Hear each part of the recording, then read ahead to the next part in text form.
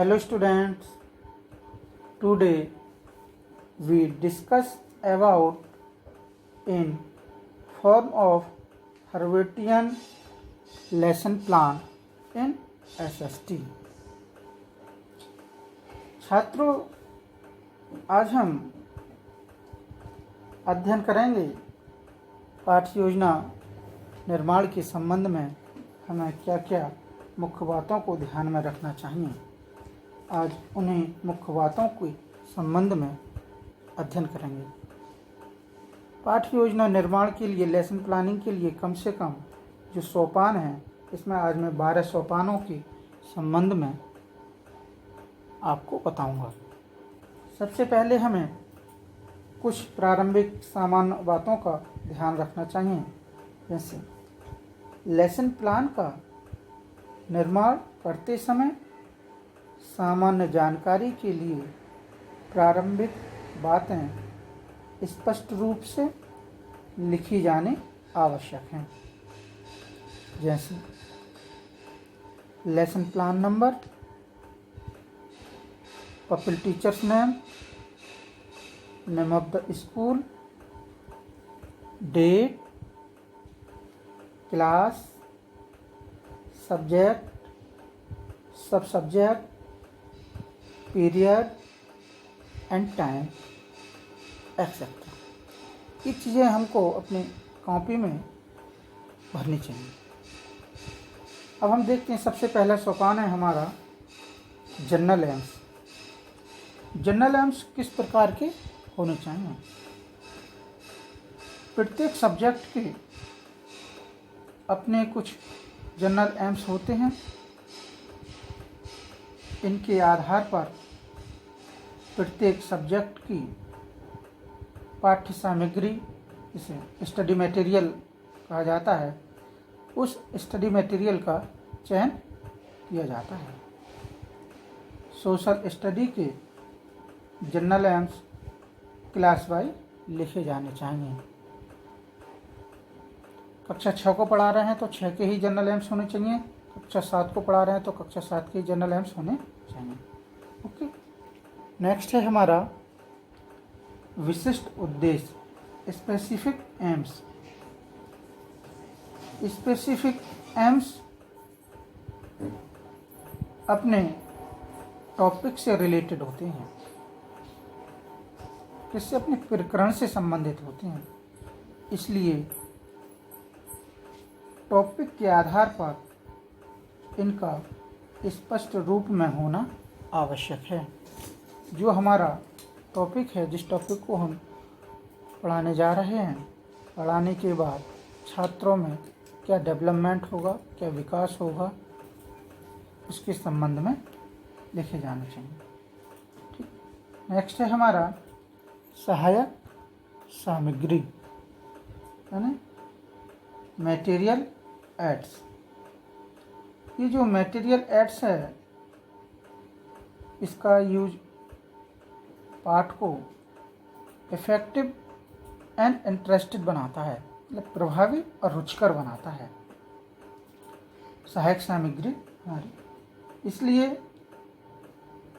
Demand के अनुसार, demand क्या, हमारे टॉपिक के अनुसार क्या क्या तैयार करके ले जाना चाहिए। जैसे पिक्चर, चित्र है, चार्ट, मानचित्र, map, model, etc। Material aids का यूज किया जाना चाहिए। किसी भी शिक्षण को प्रभावी बनाने के लिए सहायक सामग्री, मटेरियल यूज ज़्यादा प्रभावी रहता है। ठीक, नेक्स्ट है हमारा पूर्व ज्ञान, यानी प्रीवियस नॉलेज। चौथा पद है क्या, पूर्व ज्ञान, प्रीवियस नॉलेज।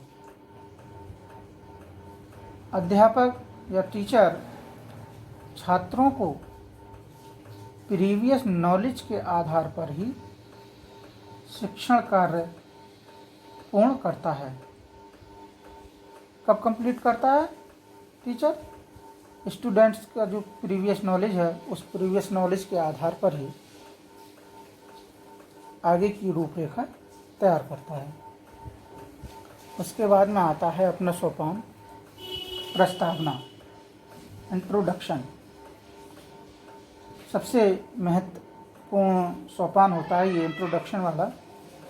पूरा प्लान इसी इंट्रोडक्शन पर निर्भर करता है। अध्यापक या टीचर छात्रों के प्रीवियस नॉलेज को न्यू नॉलेज, नवीन ज्ञान में के लिए तैयार करता है। इसमें शिक्षक प्रश्नों के आधार पर क्वेश्चंस और मटेरियल एड्स के आधार पर चित्र, पिक्चर, चार्ट, मानचित्र या मैप आदि का प्रदर्शन कर डिस्प्ले करके उस पर आधारित प्रश्न करता है।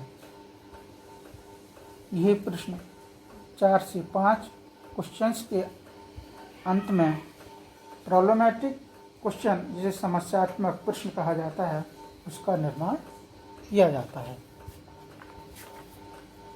फिर आता है अपना अगला सोपान उद्देश्य कथन, स्टेटमेंट ऑफ एम। प्रस्तावना या इंट्रोडक्शन के अंतिम प्रश्न, क्वेश्चन का आंसर ना मिलने पर टीचर उद्देश्य कथन, स्टेटमेंट ऑफ एम कहा जाता है। यदि किसी कारणवश छात्र उस क्वेश्चन का आंसर नहीं दे पाते हैं तो टीचर को घबराने के बजाय और अधिक स्पष्टता से अध्ययन हेतु उद्देश्य कथन करना चाहिए। नेक्स्ट है हमारा प्रस्तुतिकरण, प्रेजेंटेशन किस प्रकार का होना चाहिए। इस पद के अंतर्गत पाठ का विकास, डेवलपमेंट, विकासात्मक प्रश्नों के द्वारा, डेवलपमेंटल क्वेश्चंस के द्वारा, या फिर अंतिम समस्यात्मक प्रश्न को शिक्षक कथन द्वारा स्पष्ट किया जाता है। पाठ के विकास में और शिक्षक कथन में टीचर स्टेटमेंट की आवश्यकता अनुसार सहायक सामग्री, मटेरियल एड में चित्र, चार्ट, मानचित्र, मैप, मॉडल आदि का यूज कर शिक्षक कथन को इफेक्टिव बनाता है और उत्तर को सुगमता से स्पष्ट करता है। नेक्स्ट है हमारा बोध प्रश्न, कंप्रहेंसिव क्वेश्चन। ये क्वेश्चन ये जानने के लिए पूछे जाते हैं कि छात्रों ने शिक्षक द्वारा प्रदत्त ज्ञान, नॉलेज प्रोवाइड, किस सीमा तक ग्रहण किया है। इससे शिक्षक को यह पता चलता है कि छात्रों ने कितना सीखा है। नेक्स्ट है हमारा सैंपट सारांश, ब्लैक बोर्ड समरी। सैंपट सारांश शॉर्ट फॉर्म से संक्षिप्त रूप में पाठ के लास्ट में लिखा जाना चाहिए। कुछ विद्वान पाठ के विकास के साथ साथ ब्लैक बोर्ड वर्क को सारांश रूप में भी प्रस्तुत करते हैं। नेक्स्ट है हमारा कक्षा कार्य एवं परिवीक्षण, रिटन वर्क एंड सुपरविजन। इसके अंतर्गत छात्र अपनी अभ्यास पुस्तिकाओं, से एक्सरसाइज बुक कहते हैं, में सैंपट ब्लैक बोर्ड पर लिखित सारांश या समरी को लिखते हैं और टीचर उनका सुपरविजन करता है। नेक्स्ट है हमारा पुनरावृत्ति प्रश्न, रिपीट क्वेश्चन। इस पद के अंतर्गत शिक्षक मेन पॉइंटों के आधार पर 4-5 क्वेश्चन करता है। इसके माध्यम से शिक्षक पठित विषय वस्तु को दोहराता है। इससे पता चलता है कि टीचर अपने शिक्षण में कहाँ तक सफल हुआ है। नेक्स्ट है हमारा गृह कार्य, होमवर्क।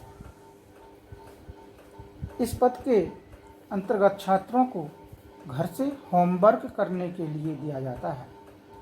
ये वर्क उन्हें ऑब्जेक्टिव फॉर्म में या शॉर्ट आंसर या क्रिएटिव फॉर्म में, ऐसे मॉडल है, पिक्चर है, चार्ट है, मैप है आदि का बनाकर लाने के लिए कहा जा सकता है।